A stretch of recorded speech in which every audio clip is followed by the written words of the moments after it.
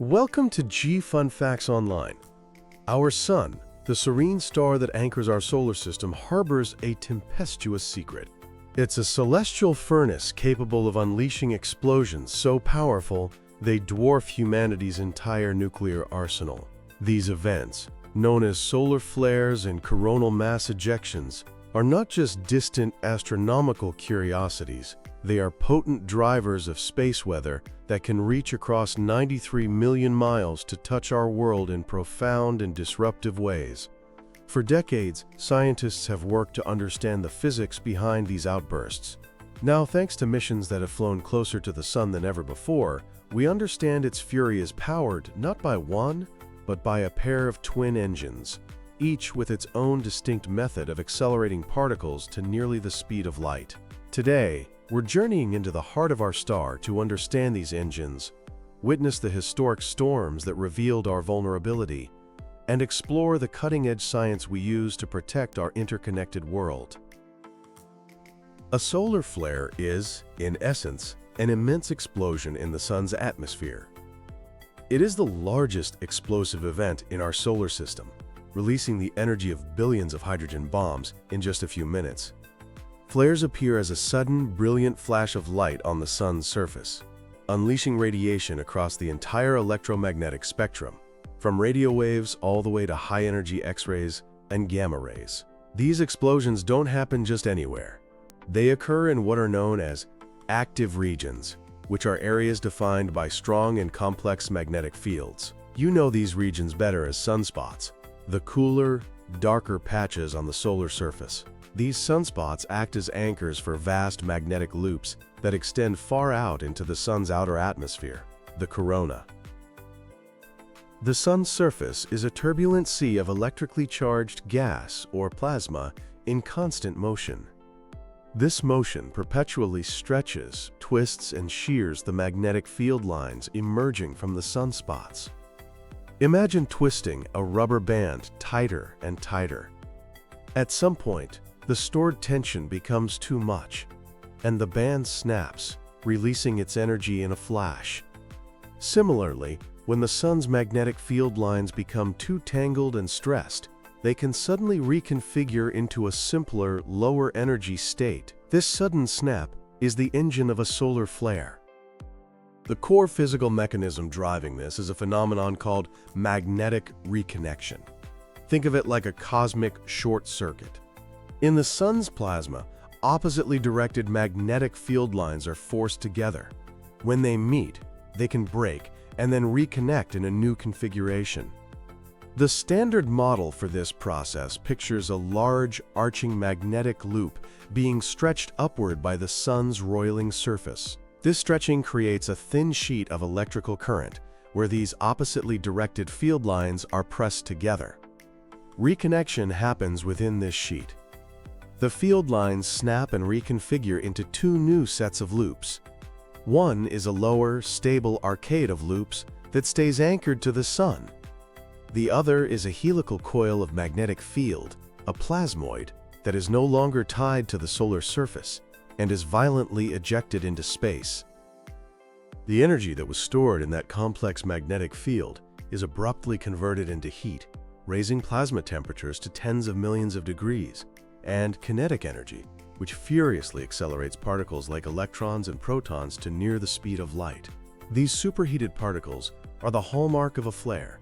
The accelerated electrons, guided by the newly formed lower magnetic loops, stream down toward the denser lower layer of the Sun's atmosphere, the chromosphere. When they slam into it, they cause the material to heat up explosively, emitting the brilliant light we see as a flare. While this model explains the basics, we now know the process is far more complex.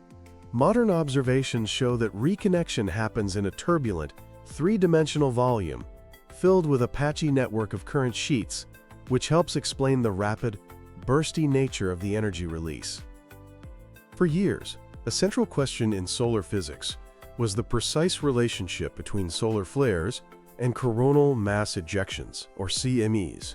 While a flare is an intense burst of light, a CME is a colossal bubble of actual solar material, plasma and magnetic field, flung into space. They often occur together, but not always, and their connection was a mystery. A groundbreaking discovery, facilitated by the European Space Agency's Solar Orbiter mission, has finally revealed them as the twin engines responsible for accelerating the high-speed particles that populate our solar system. The research definitively separated these particle events into two categories: impulsive and gradual. Engine number 1 is the solar flare itself. This is the impulsive accelerator. When magnetic reconnection occurs in the compact, turbulent region of a flare, it acts as an incredibly efficient, rapid-fire particle accelerator. In a sharp, sudden burst, it flings electrons and protons outwards. These impulsive events have a rapid rise time, often just minutes, and are tightly linked to the X-ray and radio bursts from the flare site. These particle streams are typically narrow, like a beam, constrained to flow along specific magnetic field lines that connect directly back to the flare. A satellite will only detect these particles if it happens to be in the right place at the right time, directly in the path of this magnetic highway. Engine number 2 is the coronal mass ejection. This is the gradual accelerator. As a CME plows through the solar corona at speeds over 1,000,000 miles per hour, it creates a massive shockwave in front of it, like a supersonic jet's sonic boom. This enormous, expanding shock front acts as a vast particle accelerator. It sweeps up ambient particles in its path and energizes them over a much broader area and a longer period. This is a process known as diffusive shock acceleration. Particles get trapped near the shock front, bouncing back and forth across it. Each time a particle crosses the shock, it gains energy. Over many crossings, they can be accelerated to incredibly high speeds. These gradual events produce a much wider spray of particles released over many hours. They are responsible for the largest and most intense solar energetic particle events seen at Earth and pose a greater threat to astronauts and satellites because they spread high-energy particles over a vast region of space. The Solar Orbiter mission was uniquely equipped to solve this dual-engine mystery. By flying closer to the Sun, it could measure particles in their pristine state before their journey through space could obscure their origins. At the same time, its other instruments could pinpoint the exact location and timing of the flare. By combining these two perspectives, seeing the cause and the effect simultaneously, scientists finally linked impulsive events to flares and gradual events to CME shocks. This twin-engine discovery is a monumental leap in our ability to forecast space weather. Humanity's awareness of the Sun's violent temper began not with advanced spacecraft, but with a patient eye and a stroke of luck. On September 1, 1859, a British amateur astronomer named Richard Carrington was sketching a large group of sunspots when he witnessed two patches of intensely bright and white light erupt from the cluster. The event lasted only 5 minutes, but Carrington had become the first person to record a solar flare. He suspected a connection to minor magnetic disturbances recorded at the same time, but the true impact would not be felt for another 17 hours. In the early hours of September 2nd, the CME associated with that monster flare slammed into Earth. The result was the most intense geomagnetic storm in recorded history, now known as the Carrington Event. The planet's magnetic field was overwhelmed. Telegraph systems across Europe and North America failed catastrophically. Sparks flew from machines, shocking operators and setting paper on fire. So much electrical current was induced in the wires that some operators disconnected their batteries and continued sending messages using only the auroral power. The auroras themselves were a global spectacle, seen as far south as Cuba and the Caribbean.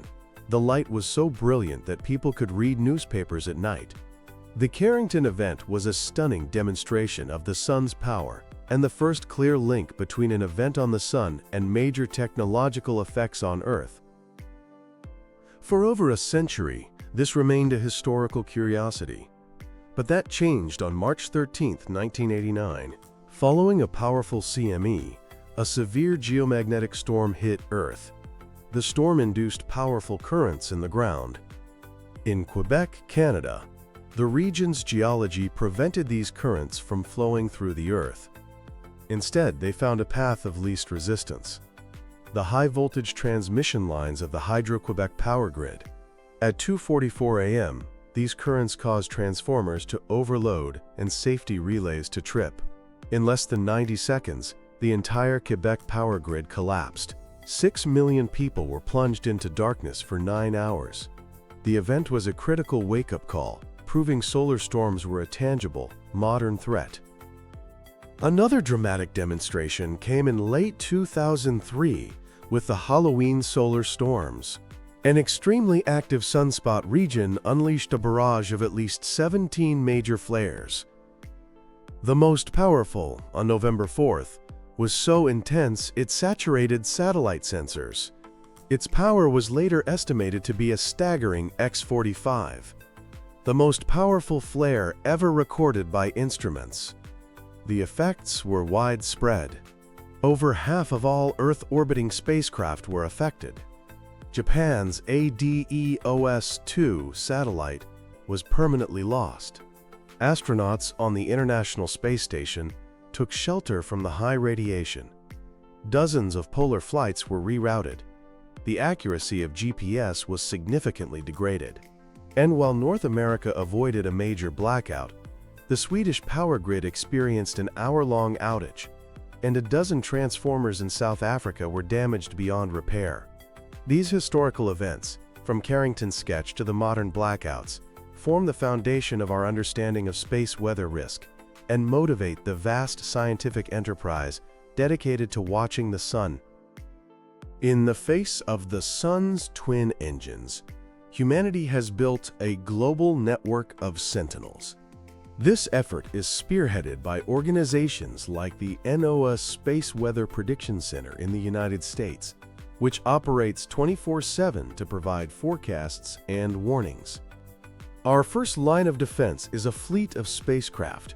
The Geostationary Operational Environmental Satellites, or GOES, are the workhorses. Their X-ray sensors provide the near real-time data used to classify flare intensity, C, M, or X class, and provide immediate warning of radio blackouts, which arrive at the speed of light in just over 8 minutes. The Solar and Heliospheric Observatory, or SOHO, is positioned about 1.5 million kilometers from Earth towards the Sun. Its coronagraph creates an artificial eclipse, allowing it to directly image CMEs as they leave the Sun. This gives forecasters up to a 3-day notice of an Earth-directed CME. Then there is NASA's Parker Solar Probe. This daring mission is flying closer to the Sun than any spacecraft in history, right through the corona itself, providing unprecedented data on the fundamental physics of these events. On the ground, the Daniel K. Inouye Solar Telescope in Hawaii provides a level of detail never before possible. In 2024, it captured the highest resolution images of a solar flare ever taken, revealing fine, thread-like structures that are helping scientists refine the physics used in space weather prediction. Forecasters use data from these observatories to classify sunspot groups by their magnetic complexity. Models can then calculate the probability of a region producing a major flare. While not perfect, these probabilistic forecasts are a critical tool for risk assessment. Knowing a storm is coming is only half the battle. The other half is being prepared. Modern satellites are built with resilience in mind. Radiation hardening involves physical shielding, specialized microelectronics designed to be less susceptible to damage, and a key strategy called triple modular redundancy, where 3 identical components perform a task and a voting system masks any error in one of them. During a major storm, operators can also place satellites into a protective, quote, safe mode.